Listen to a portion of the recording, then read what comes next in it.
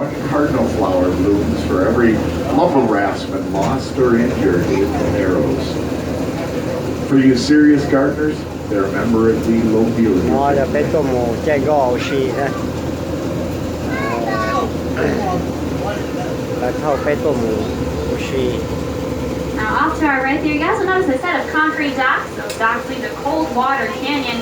Coldwater Canyon used to be a stop on our tours 20-some years ago, but we took it off as it made our tours 3 hours long. And for whatever reason, no one wanted a 3-hour tour. But we still use it at night for our ghost boat tours and during the day for things like weddings. I guess you could say those concrete docks really cement the relationship. Now you guys can get a little glimpse of Coldwater Canyon off to our right there.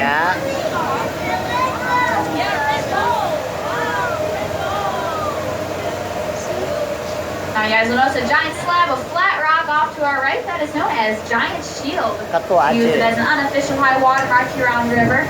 In 1993 and 2010, water was level with the top of that shield, and in 1938, water crested 4 feet above the shield.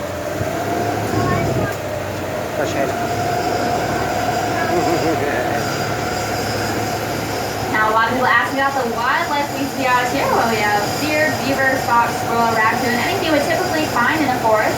We have 37 different types of fish species in the water. They can sting in sturgeon that can grow up to over 7 feet long. Now, we usually have some bald eagle sightings out here, so just make sure to keep your eyes peeled. Let me know if you see anything. Actually, right now, there's a little wildlife sighting. It's actually an alligator off to our left there, about 4 feet above the water with his jaws wide open. You guys see him out there? It's a big one. Off to our left there. He nestled under that tree. You guys see him? Oh, I'm just kidding, guys. That's not an alligator. Turns out it's just a crocodile. Crocodile. Boat must have scared him. He's looking a little petrified. You guys came to Wisconsin. You had expected jokes. They're going to be a little cheesy.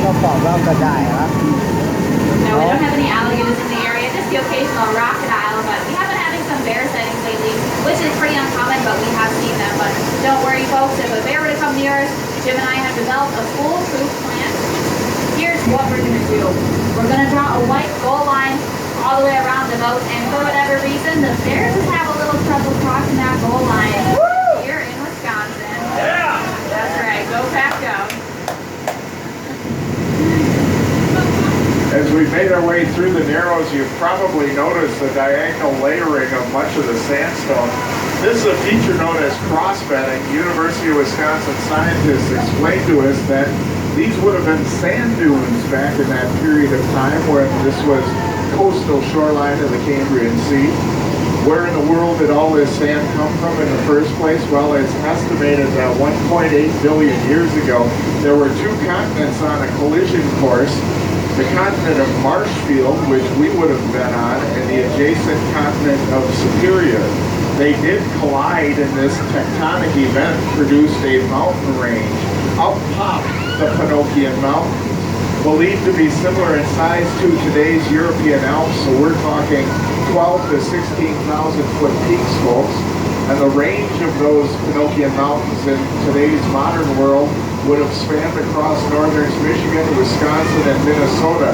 Pretty much anywhere they have mined iron would have been Panokian Mountains. However, the ravages of time, primarily from water, eroded these mountains, and the resulting sand and trace minerals were deposited in a section of Wisconsin now known as the Central Plains, or the Central Sands region of Wisconsin.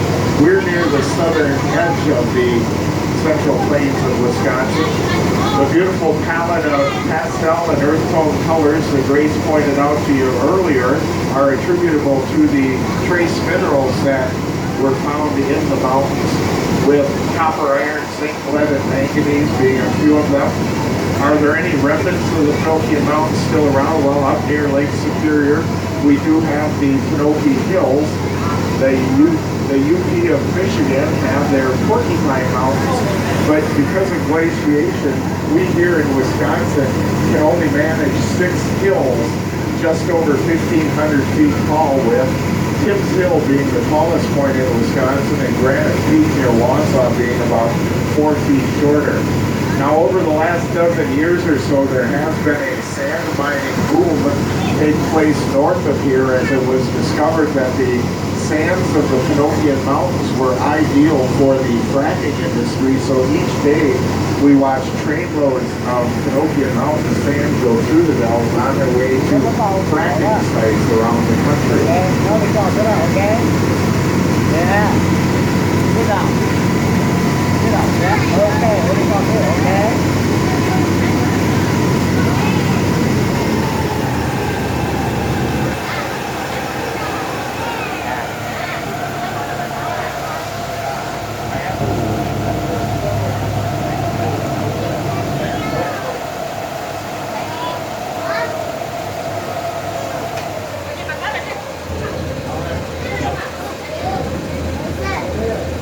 Coming up right ahead of us, that large rocky island. You see that is known as Steamboat Rock. It is the largest rocky island on the Dells. It gets its name because airlift top first. Also looks like a steamboat going down the Wisconsin River from up above. And I guess you just have to take their word for it. Yeah, fast boat. See? Now this narrow channel we are entering here, you might notice those calmer waters. Cooler temperatures, you might even say it's a bit romantic. Oh yes. So for this reason we call it Lover's Lane. We have a little tradition here on our tours as we go through Lover's Lane. So if you're sitting next to that special someone, go ahead and scoot a little closer. Give him a nice Yeah, alligator. $20 bill. Because that's love, right? Yeah. Now coming up right ahead of us, you guys will see a set of stairs. A lot of people ask me, hey Grace, where do those stairs go? Well, I hate to tell you, but they don't go anywhere. They sit there all day long. Yeah. Nah, just kidding. The Elite Resort here in Wisconsin Dells, known as Chula Vista. Chula Vista translated means beautiful view, and I couldn't agree more. Yeah. However, if you would have came here in the early 1900s, it wouldn't always have been such a beautiful view. You would have saw a lot of houses, businesses, other commercial real estate lines up along the shoreline. As peacefully sad and one man, George Crandall, who wanted to restore the Dells back to its former beauty. When the Great Depression hit, a lot of these businesses failed, and George Crandall was able to buy them. He was able to acquire the land for less than $1 an acre. He then proceeded to take down all these businesses, houses,